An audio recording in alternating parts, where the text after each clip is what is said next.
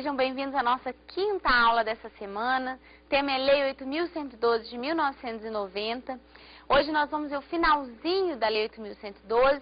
Vocês estão acompanhando a semana inteira comigo, professora Lucília Sanches, professora de Direito Administrativo, e com os meus queridos alunos Flávio, Claren e Diego. Diego e Gabriel, né?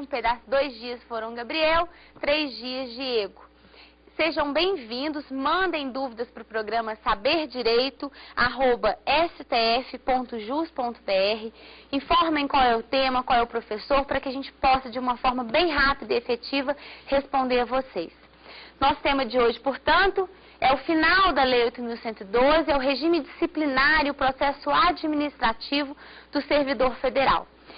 Esse é o finalzinho da lei, é um tema bem árido, porque é um pedaço da lei onde ela não é ou não é tão clara quanto ela tem sido por todo esse percurso que a gente passou aí. É um pedaço da lei onde ela vai e volta, faz remissões, deixa algumas lacunas.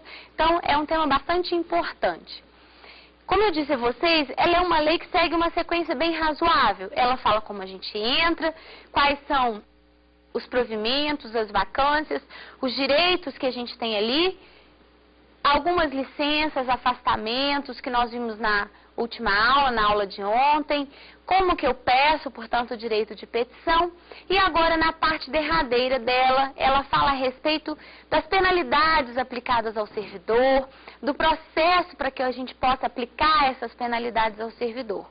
Já é uma parte um tanto quanto pesada da 812.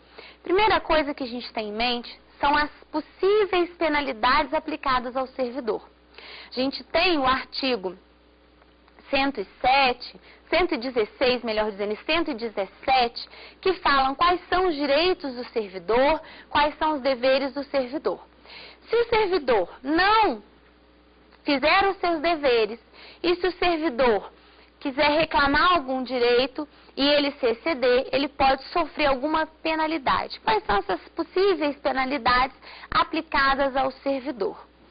Eu gosto de partir de um grupo de 3 penalidades.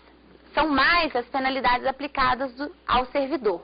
Mas eu gosto sempre de ter como base um grupo de 3 penalidades, que são a advertência, a suspensão e a demissão. Então, vamos primeiro analisar essas 3, advertência, suspensão e demissão. Começando pela demissão. Demissão nós vimos num dado momento da nossa aula, que é mandar o servidor embora punido. Portanto, demissão não se confunde com exoneração. Exonerar é dizer que o servidor perdeu o cargo sem punição alguma. Demitir é mandar o servidor embora com punição.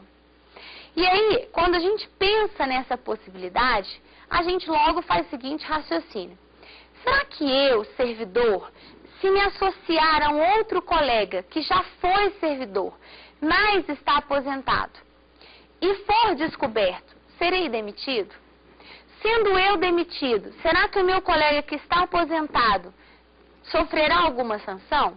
Porque eu nunca ouvi falar de demitir aposentado. Bom, gente, claro que qualquer um que praticar um ilícito tem que ser punido. Não é porque o seu colega está aposentado e você está na atividade que você vai ser punido e ele não. E, inclusive, a ideia é a mesma, perda de todos os benefícios. Só que nós vamos alterar aí o nome. Aquela pessoa que está na atividade e é mandada embora por punição, nós dizemos que ela é demitida. Já aquela pessoa que está na inatividade e é mandada embora, nós não vamos usar a expressão demissão, nós vamos usar a expressão cassação da inatividade, que pode ser de 2 tipos, aposentadoria ou disponibilidade. Nós vimos, acho que na primeira ou na segunda aula, a respeito da disponibilidade, vocês se recordam? Na segunda aula, onde nós aprendemos que o disponível é alguém que está na inatividade. Acho que foi até a Claren que perguntou a respeito, né, da disponibilidade. Disponibilidade é você estar na inatividade. Se você está nesse tipo de inatividade, ou você está na inatividade porque você está aposentado, você é punido também. Só que a punição chama-se cassação da aposentadoria ou cassação da disponibilidade. Tem os mesmos efeitos de uma demissão, equivale a uma demissão. A gente só não usa a mesma nomenclatura, tá? Ativo, demissão, inativo, cassação da aposentadoria, cassação da disponibilidade. Então veja que aqui a gente já ampliou nosso grupo. De 3 penalidades, agora nós temos 5. A cassação da aposentadoria e a cassação da disponibilidade também. Só que cassação da aposentadoria é pro aposentado, é entre aspas demitir o aposentado. Cassação da disponibilidade, entre aspas, demitir o disponível. Demissão é mandar embora alguém que está em um cargo efetivo. Porque se eu quiser mandar embora alguém que está em um cargo em comissão ou em uma função de confiança, eu não uso a expressão demissão. Eu usarei a expressão destituição. Então, muito cuidado. Destituição equivale à demissão. Só que é usada quando eu estou tratando de um cargo em comissão ou de uma função de confiança. Se eu quiser mandar embora um cargo em comissão, uma função de confiança, eu destituo aquele servidor ou não, né? No caso do cargo em comissão. E servidor no caso da função de confiança. Com isso, a gente percebe que são 6 as penalidades aplicadas ao servidor, ou 6 as possíveis penalidades aplicadas ao servidor. Destituição, cassação e demissão possuem a mesma ideia, mandar embora por punição. Eu vou apenas usar uma nomenclatura ou outra para identificar quem está sendo mandado embora por punição, ok? Então, demissão, eu vou sempre que eu tratar sobre demissão, vocês já vão imaginar e já vão colocar também aí nas consequências e nos antecessores a cassação e a destituição. Segunda penalidade, dentro daquele nossa divisão de 3, suspensão. Suspensão. Suspensão para os rapazes que gostam de jogo de futebol ou para quem gosta de esporte é fácil. A gente visualiza muito suspensão em esporte ou em jogo.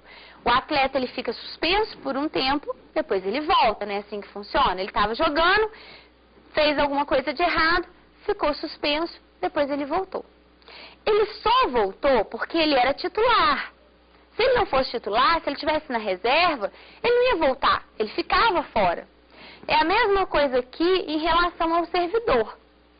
Eu só serei suspenso se eu for um servidor que ocupe um cargo efetivo.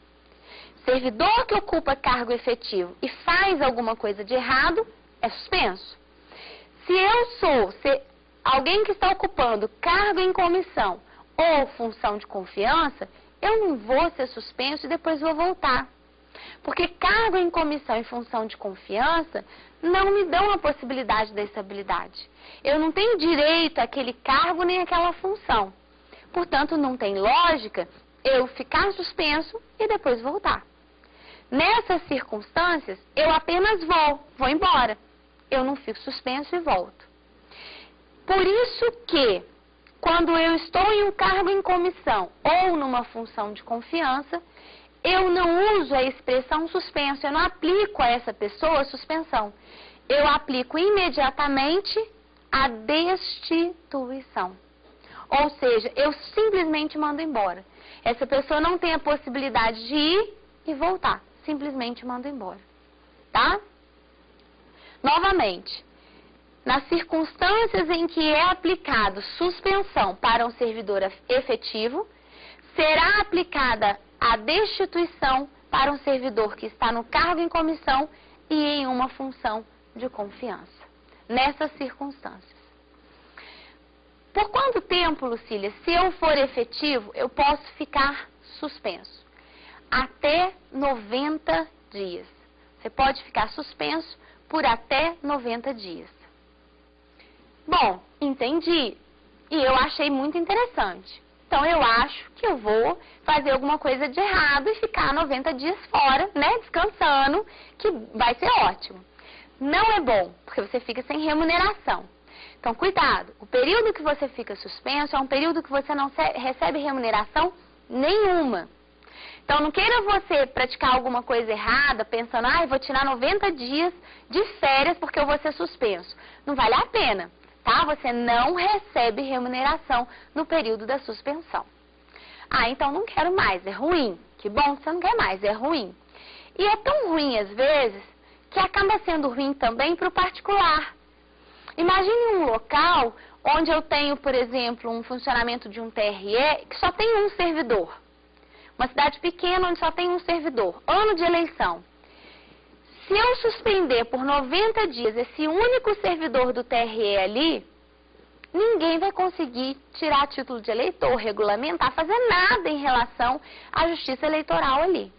Então, às vezes, a suspensão ela acaba sendo maléfica não só para o servidor, mas para os administrados também.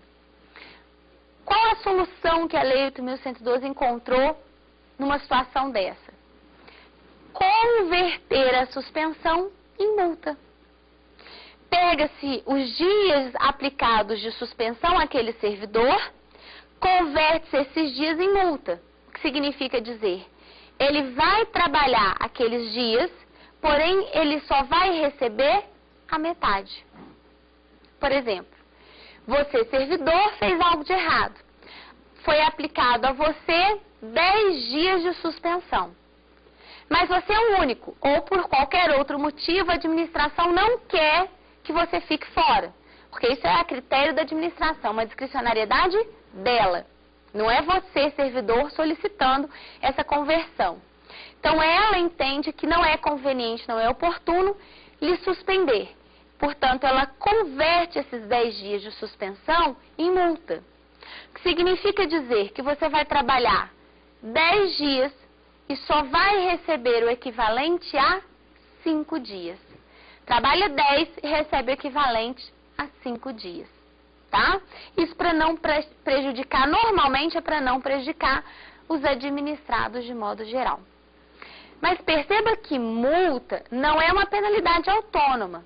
Eu não tenho como aplicar a multa imediatamente, pura e simplesmente, de forma direta. Para que a multa seja aplicada, é necessário que primeiro a administração aplique a suspensão e converta essa suspensão em multa. Nunca há multa diretamente. E isso fere a legalidade, fere o estabelecido pela lei. Suspensão é estabelecida em apenas 4 condutas. Existem 4 condutas em que é prevista a suspensão para o servidor. Porque a gente vai observar a 812 e ela vai dividir exatamente qual conduta praticada será punida com qual punição. Ou seja, as condutas X são punidas com demissão, as condutas Y com suspensão, enfim. A Lei 8.112 separa exatamente qual tipo de punição será aplicada para qual tipo de conduta. No caso da suspensão, são apenas 4 condutas que merecem ser aqui analisadas por nós. A primeira delas é cometer a outro servidor uma atividade estranha à atividade dele. É quando você entrega a um colega seu, a um colega de trabalho, uma atividade que não é dele, é sua. Ou seja, você comete a outro servidor atividade estranha. Em regra, isso é proibido. Artigo 117, inciso, salvo engano, 16 da 812. Excepcionalmente, isso será permitido. Numa situação de urgência, numa situação excepcional, tá? Então, nem sempre que você comete a um servidor uma atividade estranha a ele, você será punido com suspensão. Segunda conduta em que é punido com suspensão, em que teremos aí a aplicação da suspensão, é quando o servidor pratica uma conduta incompatível. E conduta incompatível é um conceito jurídico discricionário, ou melhor, é um conceito jurídico indeterminado para alguns autores discricionário. A lei não definiu o que seria conduta incompatível. Então, vai ser uma análise da própria administração, caso a caso. Praticou a conduta que ela entende como incompatível, será punido com suspensão. Terceira conduta punida com suspensão. Servidor que se recusa a fazer exame médico. Servidores, de modo geral, fazem exame médico uma vez por ano, como qualquer empregado, né? Tem o exame que a gente chama de periódico. Se você se recusar a fazer exame médico, você será punido com suspensão. Mas aqui nós temos uma peculiaridade. O prazo de suspensão aqui é de no máximo 15 dias. Prazo de suspensão aqui no máximo 15. Ou seja, regra para suspensão, prazo no máximo 90, neste caso específico, no máximo 15 dias. Quarta e última conduta punida com suspensão é a reincidência em advertência. Quarta e última é a reincidência em advertência. Ou seja, se você é servidor e pratica determinada conduta que é punível com advertência, no segundo momento em que você pratica exatamente a mesma conduta, não pode ser outra, exatamente a mesma conduta punível com advertência, você já não será mais advertido, você será suspenso. Será aplicado a você suspensão.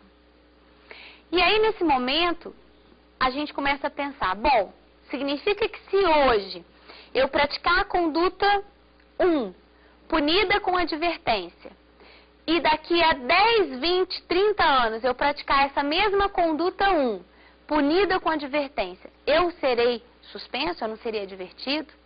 Será que isso vai ser considerado reincidência? Claro que não. Claro que aqui a gente estabelece um prazo. Depois de determinado tempo, a gente cancela do seu registro aquela penalidade que você sofreu. A gente apaga do seu assentamento funcional aquela penalidade que você sofreu. E aí você volta a ter o seu assentamento funcional sem nenhuma restrição, sem nenhuma anotação de penalidade. É o que a lei chama de prazo para cancelamento do registro. Prazo para cancelamento do registro. Ou seja, você pratica alguma conduta punível, com algum tipo de penalidade. Essa penalidade é aplicada a você e ela vai constar do seu assentamento funcional. Durante um período ela consta ali. Ultrapassado esse período, apaga-se a conduta, você volta a ter um assentamento funcional 100%. Isso para fins de promoção por merecimento, para fins de reincidência e aplicação de suspensão e não mais de advertência. Então é muito importante que a gente tenha em mente qual é o prazo que a administração adota para cancelar do seu registro aquela penalidade aplicada. Isso tanto para o advogado quanto para quem é concursado ou para quem é concurseiro, porque isso é para a prova, isso é para a sua vida de servidor e isso é para o seu exercício da advocacia. Isso vai refletir de diversas formas. Então é importante que a gente saiba que se a mim servidor foi aplicado advertência um dia, depois de 3 anos, se eu não pratiquei mais nenhuma conduta punível, deve ser cancelado do meu registro aquela advertência. 3 anos depois, cancela-se do meu registro aquela advertência que um dia foi aplicada. Portanto, 3 anos depois, se eu praticar a mesma conduta, eu não serei suspenso, eu serei advertido, porque eles não considerarão como reincidência. Ok? No caso de suspensão, a administração aplicou a suspensão a mim. 5 anos depois, ela cancela do meu registro aquela suspensão que foi aplicada, desde que eu não pratique nesse período de 5 anos, nenhuma outra penalidade. Então, passou 5 anos, cancela do meu registro. E demissão? Obviamente, demissão, não vou cancelar do registro, não posso te demitir, depois ir lá e apagar e falar, não, ele nunca foi demitido, porque isso geraria o que nós estudamos no início do curso, reintegração, né? E aí não é o caso, não é motivo para reintegração. Então, demissão é a única penalidade em que nós não teremos a aplicação de um prazo para cancelar do seu registro. Só demissão, ok? Importantíssimo, portanto, acompanhar esse cancelamento do registro da sua penalidade. Se isso não for feito de ofício pela administração, que é o que deve ser feito, aprendemos na aula de ontem, entra com o seu pedido, direito de petição, requer que seja cancelado do seu registro aquela penalidade que ainda está lá aplicada no seu assentamento funcional. Última penalidade a ser analisada com pormenor é a advertência. E, na verdade, a advertência não tem nada de excepcional. É importante apenas que a gente analise, porque é muito comum que as pessoas pensem que advertência não é nada.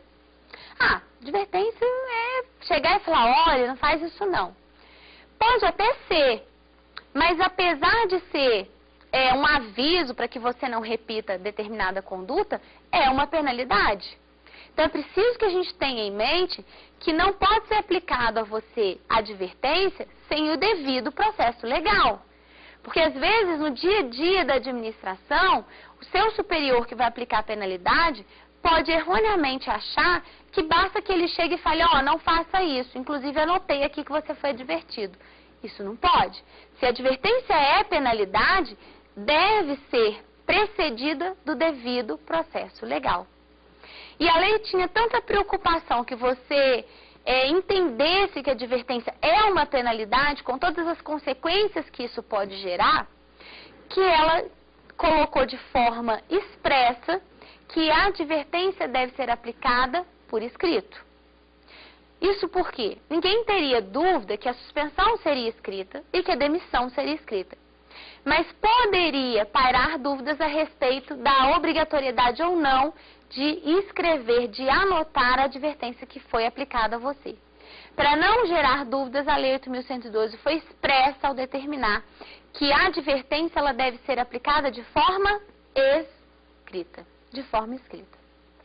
Então, veja bem, se você, servidor, praticou uma das condutas puníveis com uma dessas penalidades, você sofrerá, antes da aplicação da penalidade, um processo administrativo disciplinar.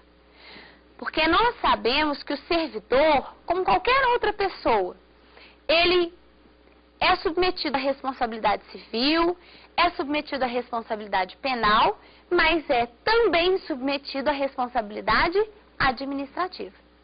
Qualquer pessoa física é responsável civilmente e é responsável penalmente. E o servidor, além dessas duas responsabilidades, tem também a responsabilidade administrativa. Se ele não obedecer ao listado no 116, no 117, ele será processado e aplicada a ele uma dessas penalidades que nós acabamos de analisar aqui. Portanto, são instâncias independentes, mas acumuláveis. Portanto, eu posso aplicar ao servidor uma penalidade civil, administrativa e uma penalidade penal.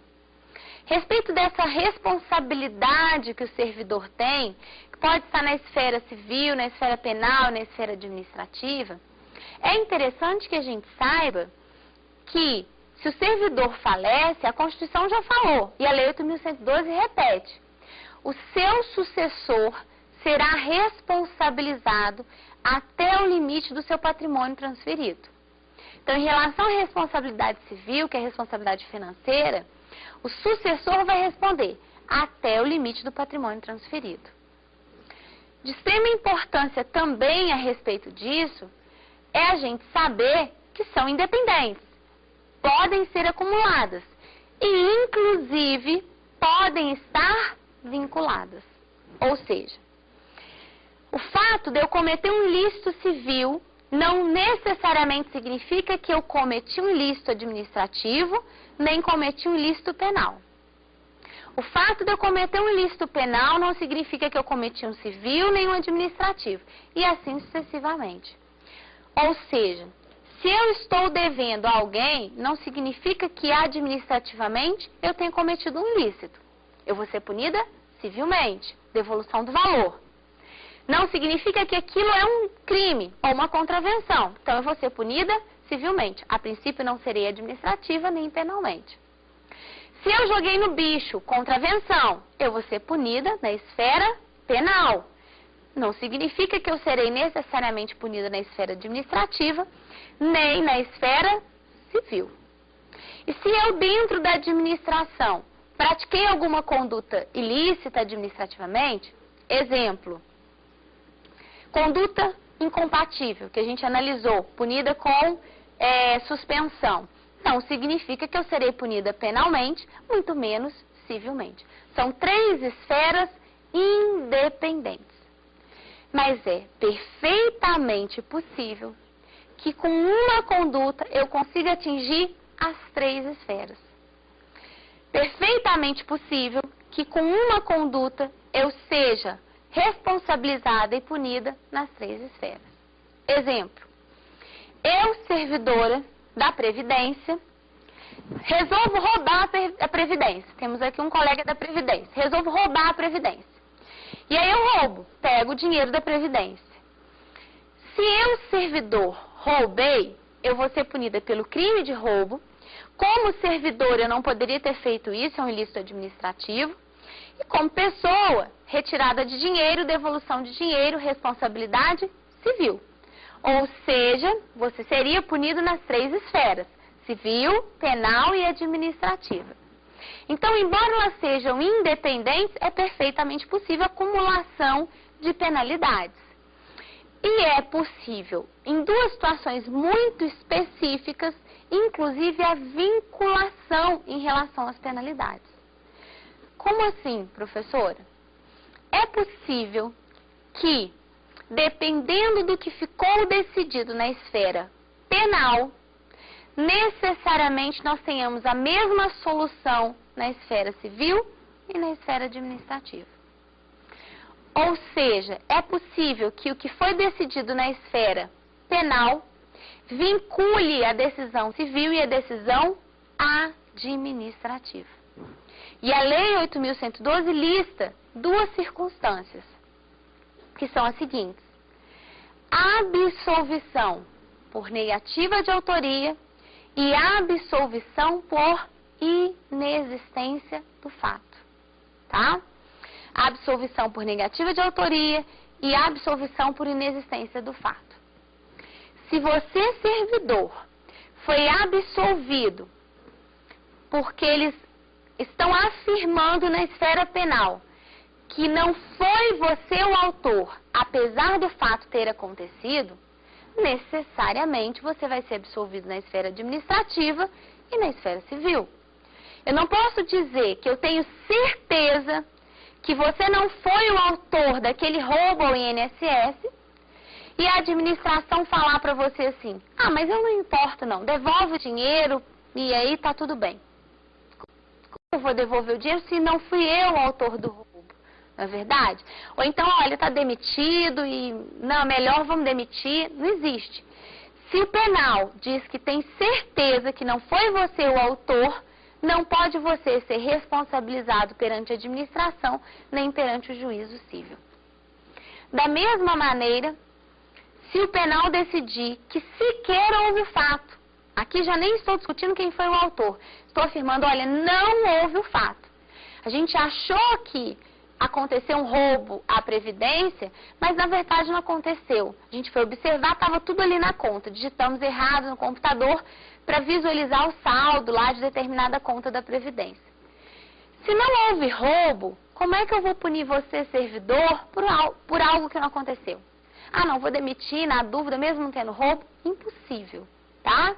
Então, se você foi absolvido na esfera penal por negativa de autoria e inexistência do fato, você necessariamente terá que ser absolvido nas demais esferas. Necessariamente. E aqui é importante ressaltar um ponto.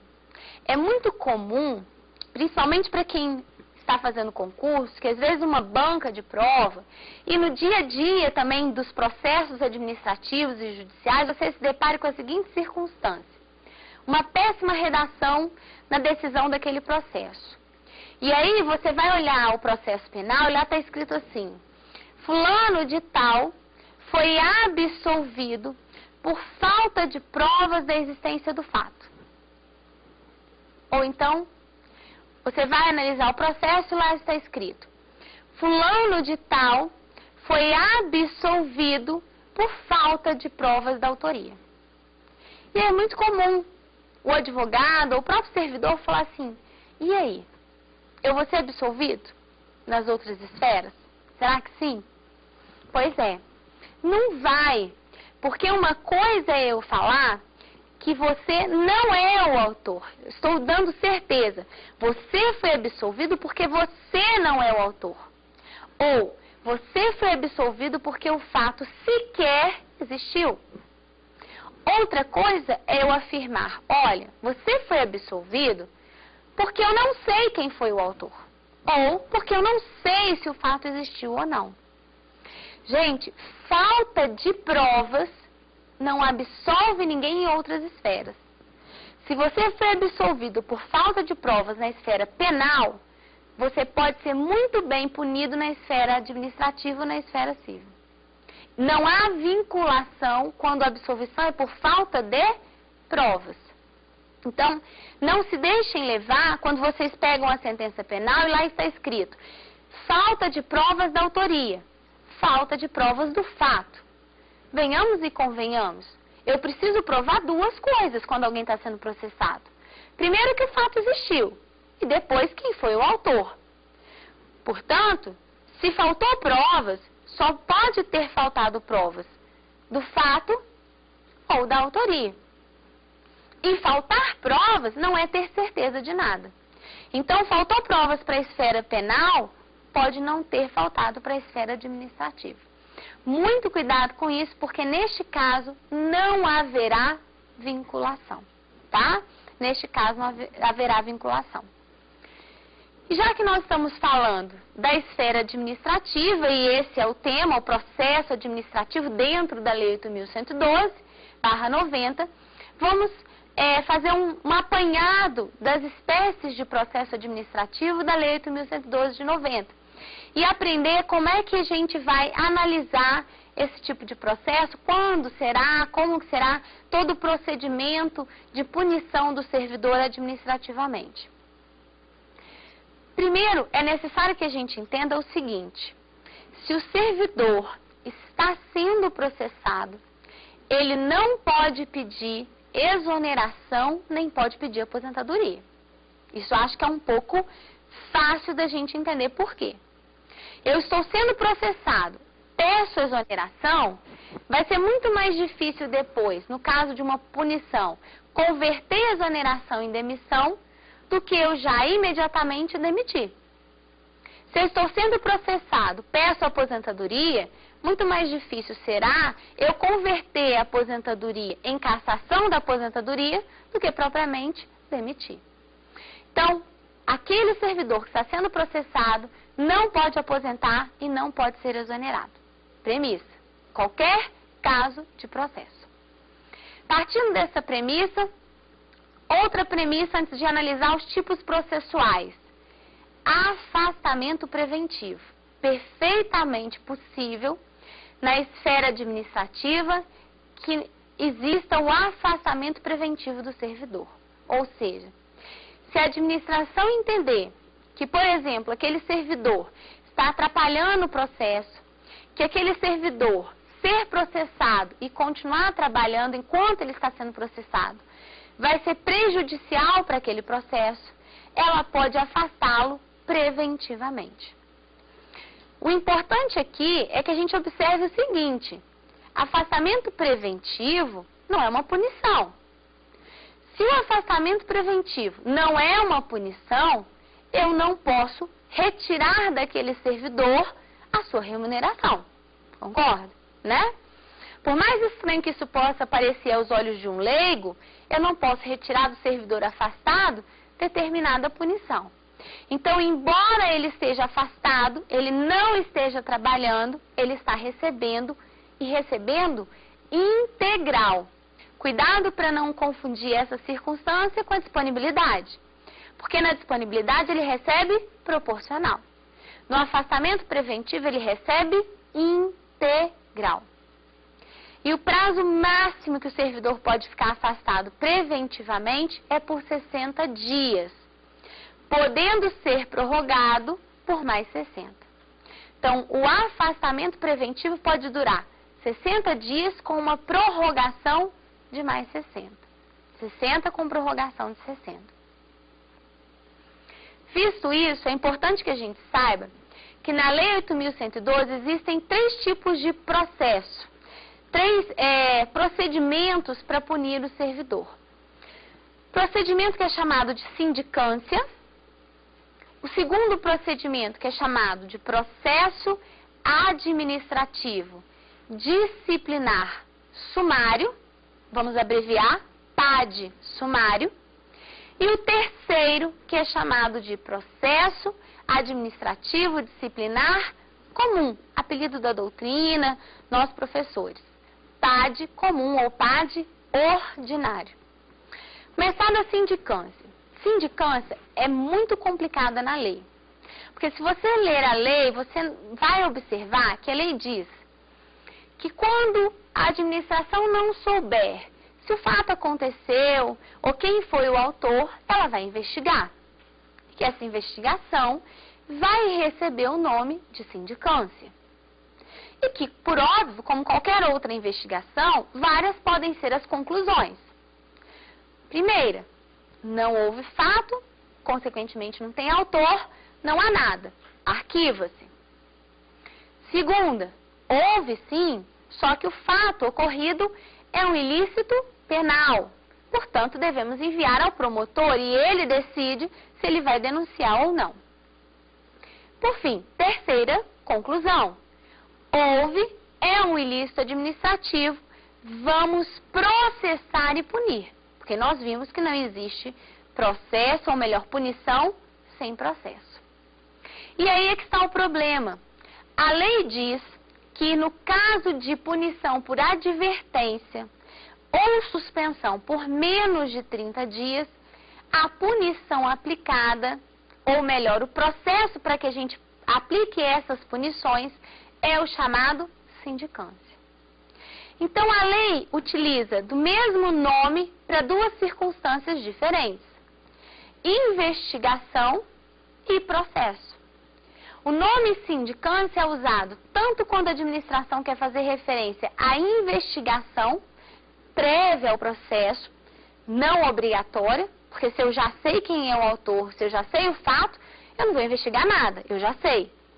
Mas quando eu não sei, eu preciso investigar, a lei dá o nome a essa investigação de sindicância. E quando eu for punir por advertência ou suspensão inferior a 30 dias, a lei diz que eu terei que processar e o nome desse processo é sindicância. Como é que a gente vai compatibilizar isso? A gente diz que existe a sindicância investigação e a sindicância processo.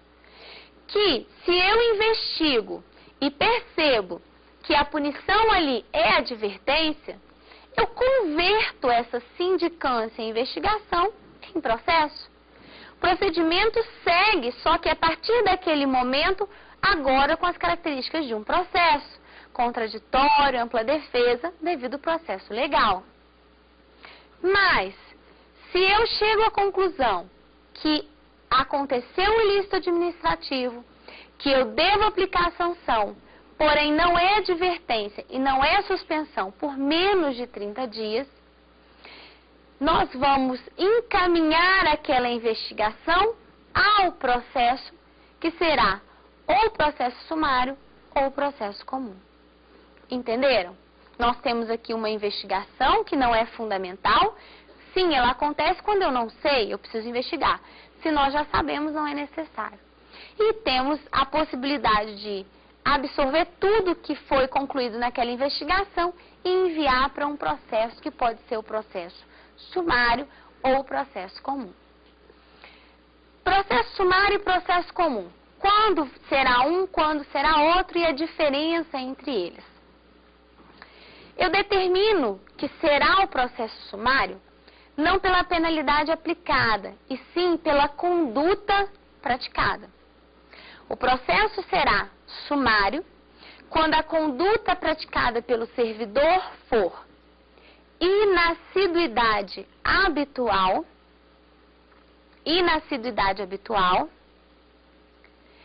abandono de cargo e acumulação ilegal. Inassiduidade habitual, abandono de cargo e acumulação ilegal. Se a conduta praticada pelo servidor for uma dessas três, o processo será o processo sumário. Por que o processo será processo sumário? Porque é um processo mais rápido, mais célere. Essas três condutas não necessitam de um processo extenso. Eu consigo, num processo célere, rápido, sem grandes delongas, obedecer ao contraditório e à ampla defesa. Por que eu consigo isso num processo rápido? Em razão das condutas aqui apuradas. Veja bem, inassiduidade habitual. Um servidor inascido é um servidor que falta ao serviço por 60 dias, de maneira irregular, de maneira interpolada, num período de 12 meses. Então, se o servidor falta por 60 dias, num período de 12 meses, não há nenhuma dificuldade para a administração tentar provar isso e o servidor tentar se defender disso. Se não há dificuldade, livro de ponto e um possível atestado médico ou uma licença que não foi anotada, não precisamos aí de um processo demorado, concorda? É um processo rápido. Segunda circunstância que é apurada num processo rápido, abandono de cargo.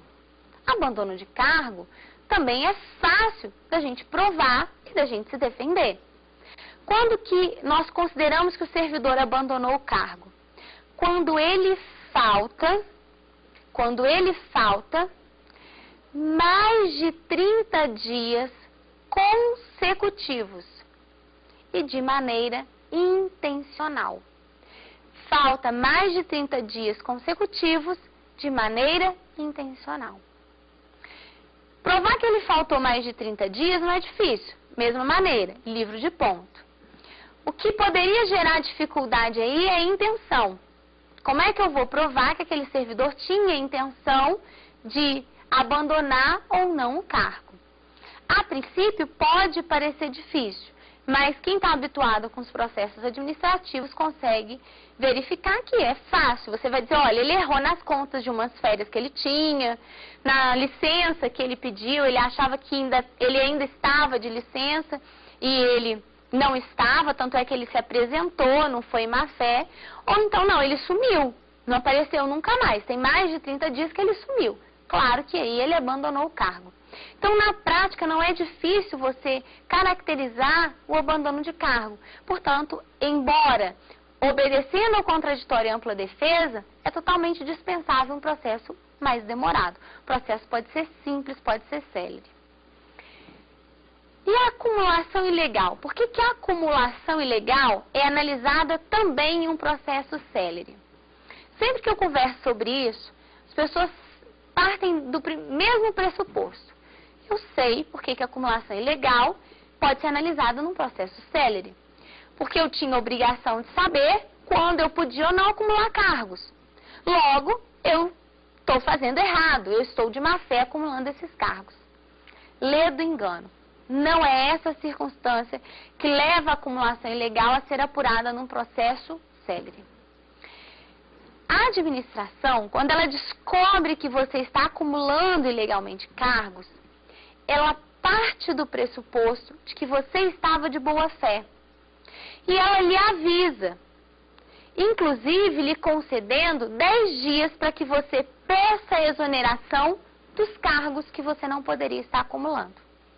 Então, veja bem, você tem 8 cargos públicos, não sabia que não podia, estava de boa fé, a administração parte desse pressuposto, por mais esquisito que possa parecer. Sempre que você estiver acumulando cargos, sejam 2, 8, 20, ela vai partir do pressuposto de que você estava de boa fé, não sabia que não podia, vai lhe avisar e vai lhe conceder 10 dias para que você peça exoneração. Se fim dos 10 dias você não pediu exoneração, agora ela parte do pressuposto de que você está de má fé. E aí agora ela vai lhe processar. Cuidado para não achar que ela vai lhe punir. Lembra, ela apenas avisou e não existe punição sem processo.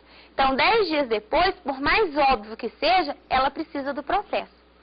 E como é muito óbvio, basta que seja um processo rápido, um processo célere.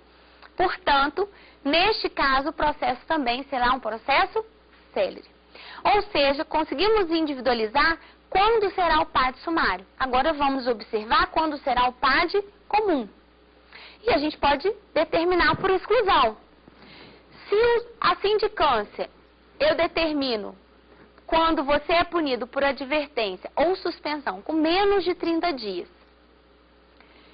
Se o processo sumário eu determino quando você pratica essas 3 condutas, acumulação, inassiduidade e abandono, o processo comum será usado nos demais casos, ou seja, quando você for suspenso por mais de 30 dias ou quando você for demitido, exceto nas 3 circunstâncias que serão analisadas no processo sumário.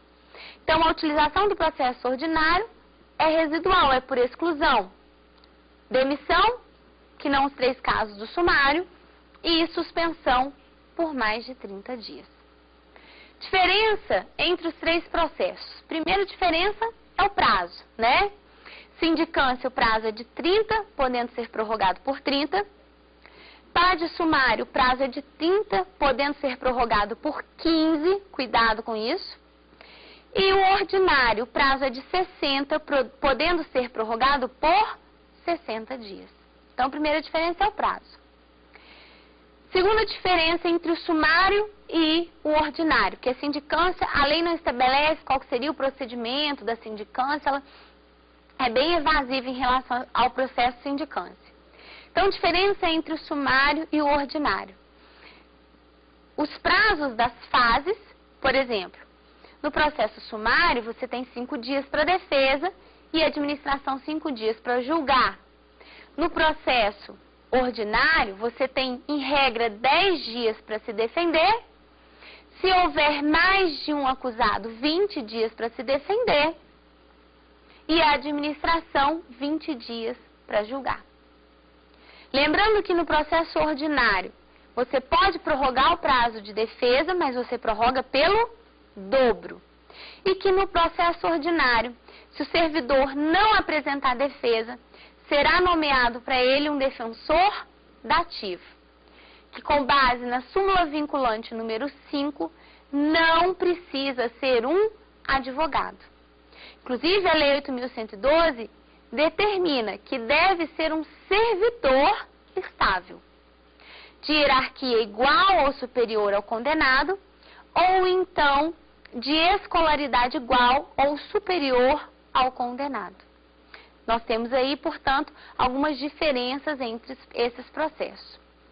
Findo todos os processos, ainda resta uma esperança administrativa para o servidor, ou seja, nós estudamos, ele consegue a reintegração administrativa se ele pedir revisão processual. Então, a reintegração administrativa advém da revisão processual. Revisão essa que não é uma fase do processo, que não é um recurso dentro do processo, muito pelo contrário. É algo que acontece após o processo e que não tem limitação temporal. Ou seja, a revisão pode se dar a qualquer momento, embora ela deva durar 60 dias improrrogáveis. Então, veja bem, para você solicitar revisão a qualquer momento, mas ela deve durar 60 dias improrrogáveis. O que nós temos na revisão é uma limitação material. Só quando houver um fato novo ou uma circunstância relevante. Se não for uma dessas duas hipóteses, não poderá ser pedida revisão. Revisão essa que pode ser pedida pelo servidor, pelo seu familiar, pelo seu curador ou solicitada de ofício pela própria administração. Essa é a ideia, de uma forma bem resumida, bem rápida, do processo disciplinar e do regime disciplinar do servidor. Vocês têm alguma dúvida? Professora, é possível reformar-se impédios no PAD? O interessante, no PAD propriamente dito, não. Você pode, ou melhor, sim, você não pode ter reformar-se impédios na revisão. Ou seja, do relatório para o julgamento e algum possível recurso dentro do PAD, perfeitamente possível uma reforma para pior. Mas a revisão jamais pode ter como decisão uma reforma para pior, só reformar Melius, tá? O que seria a prescrição intercorrente no PAD? Essa pergunta é muito interessante e ela tem sido tema frequente, seja em processos administrativos, para os advogados trabalhar essa ideia, seja em concursos públicos. A prescrição intercorrente no PAD, ela ocorre quando a administração pública não cumpre o prazo processual e aí a gente volta a contar a prescrição do zero. Ou seja, todo processo administrativo tem um prazo prescricional, que zera quando a administração inicia a sindicância ou inicia os demais processos.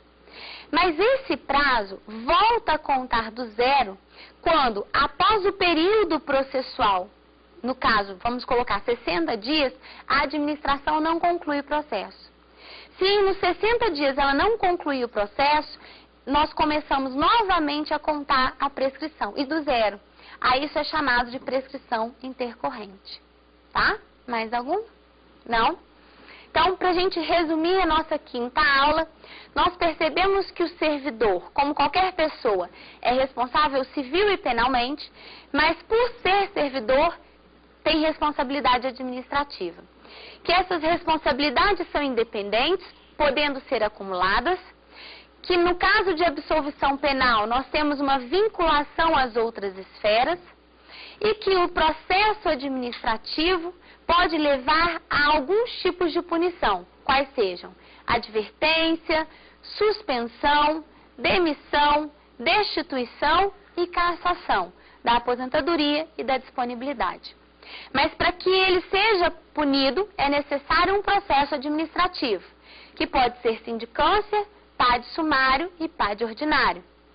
Todos os três podem ser revistos administrativamente, através do que a gente chama de revisão administrativa, que não tem limitação temporal, mas possui limitação material. Esse foi o nosso aprendizado de hoje. Com isso a gente conclui a Lei 8.112, sem fazer análise da questão previdenciária, porque a análise previdenciária do servidor é a Constituição, não é a Lei 8.112. A gente valoriza o artigo 40 da Constituição, porque a maioria dos artigos da 812 não estão mais de acordo com os artigos da Constituição. Então, com isso a gente conclui a Lei 8.112. Devo agradecer a todos vocês, aos alunos que estão aí, a vocês três que participaram ativamente fazendo as perguntas, representando aos demais, e a todos vocês que nos acompanharam durante toda essa semana. Lembrando que se você quiser ver ou rever a aula, basta você acessar o YouTube, www.youtube.com/saberdireitoaula. www.youtube.com/saberdireitoaula. Foi um enorme prazer. Até o próximo Saber Direito.